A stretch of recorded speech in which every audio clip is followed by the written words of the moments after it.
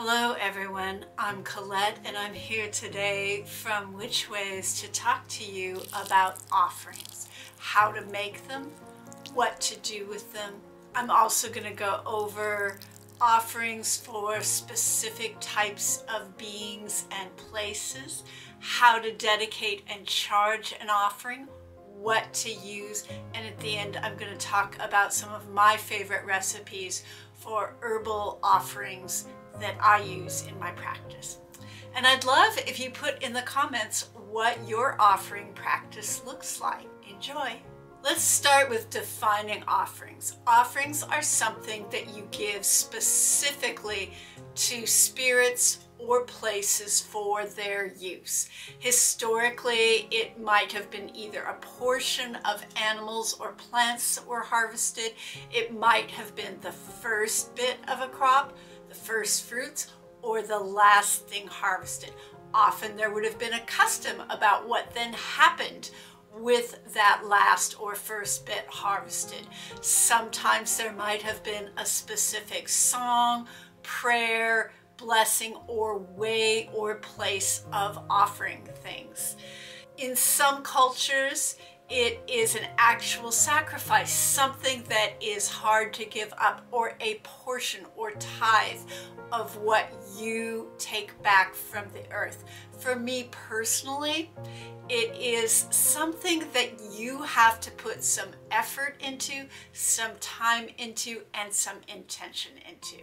I feel that for most people, they over time will develop their own way and feelings around offerings as you work with them. The important thing is to start. One of the things that people want to know is what should they offer? And that varies around the world, but here are some ideas that I use that you can try out and see what works for you. I want to start with the idea of conscious breathing. That can be a very special gift, and especially for things like plants and trees. And I'll talk more about that later. Fluids of any kind, that can be wine, charged water, spirits, a specially prepared cordial that you make particularly for that being. It can be tea or coffee, anything that is liquid that you prepare with intention specifically for that being. It can also be personal body fluids like saliva or blood. And going along with that idea, you might want to give hair, because hair could be picked up by someone else and your DNA has a powerful connection to you and it could be used against you. I would say that you would only give that in very specific situations. Some other offerings can be food, a portion of what you're eating or taking in, or a specially prepared serving or meal. Herbs, burning them, offering them to the ground, and lots of cultures have a lot of different ideas about what is appropriate when and how to do it. Your voice is a very wonderful gift to give. Also an art or a craft, creating something specifically for a being or a place and leaving it.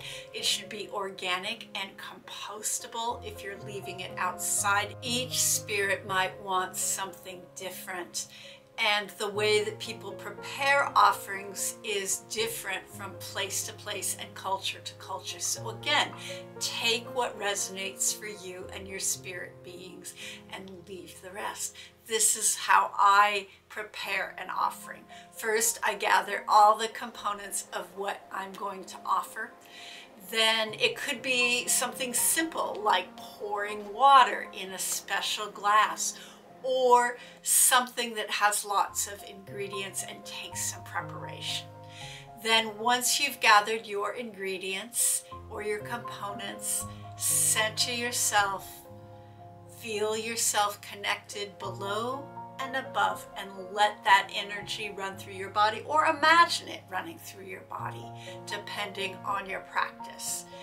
Then let your heart or chest area become warm, and hold the idea of gratitude and gifting, and let that flow into your offering that you're preparing. I usually prefer to put all the ingredients and components together and then charge it with that gratitude and intention. You might also layer things onto that, saying something devotional or anything else that feels right to you to make it more of a genuine, authentic offering that comes directly from you.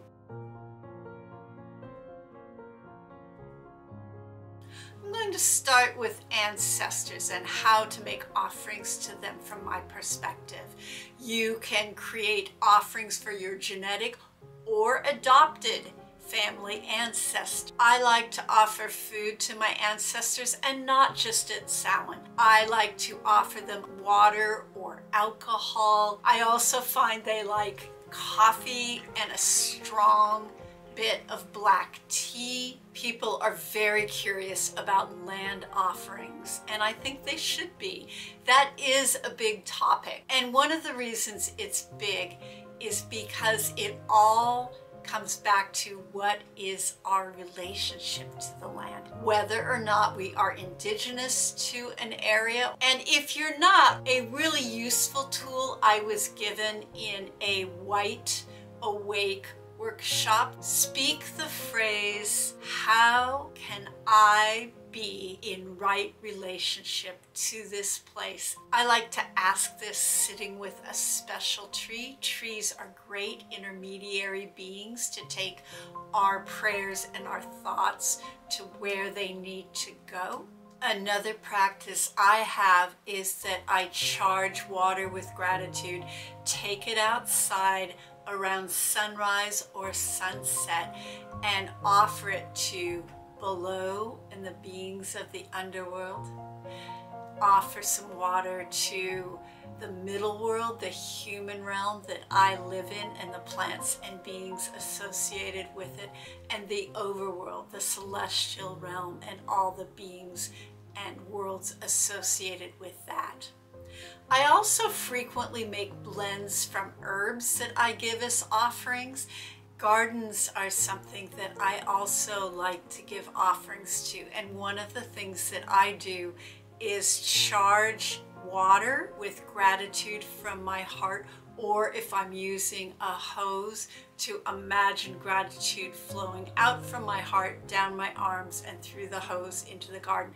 I also like to charge my liquid fertilizers with intention as I fertilize my plants. And you can also do that with any powdered fertilizer that you put around plants, imagining that that is an offering to support the plants. I give a lot of offerings to trees, and certainly it can be any of the things I've talked about previously, but some of the other things I like to give are craft objects made of natural materials so they decompose. Conscious breath is very important, and that's the idea of going outside, sitting with the tree, and taking a breath in and realizing that you are consciously taking in the breath that the plants around you and the trees around you are creating. And when you breathe out, you are giving a substance out that they can use.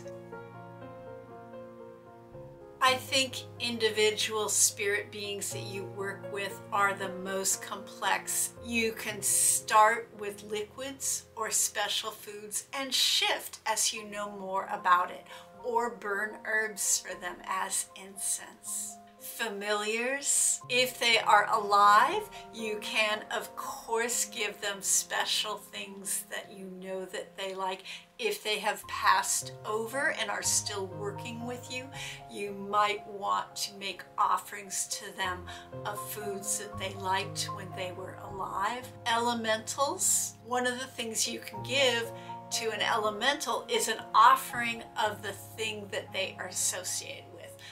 For earth, charge a rock with your breath of gratitude. Offerings to deity, that completely varies depending on who you're offering it to, what they like, what culture they're from. Some things I offer to most deities are flowers, wine or water, a portion of what I harvest or am eating, herb blends as powdered incense, an art or a craft, something that I create specifically for them.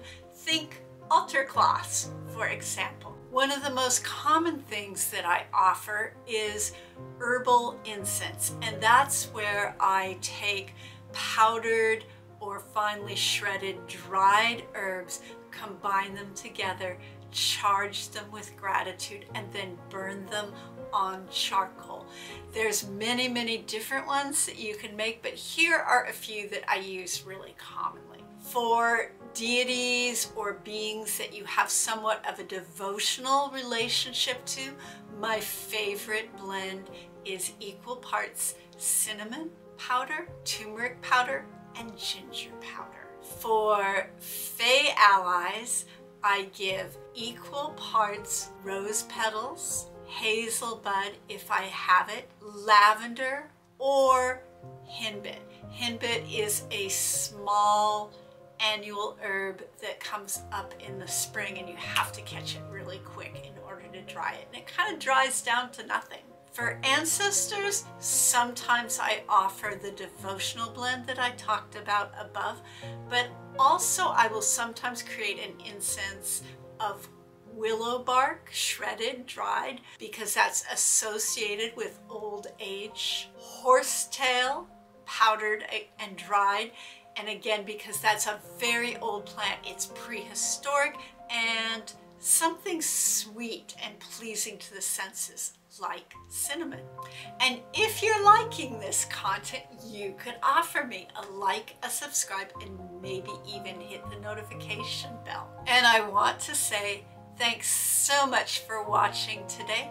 Check out my Patreon page, and my new workshops, some of which are online, are posted on my website, so give that a visit if you want.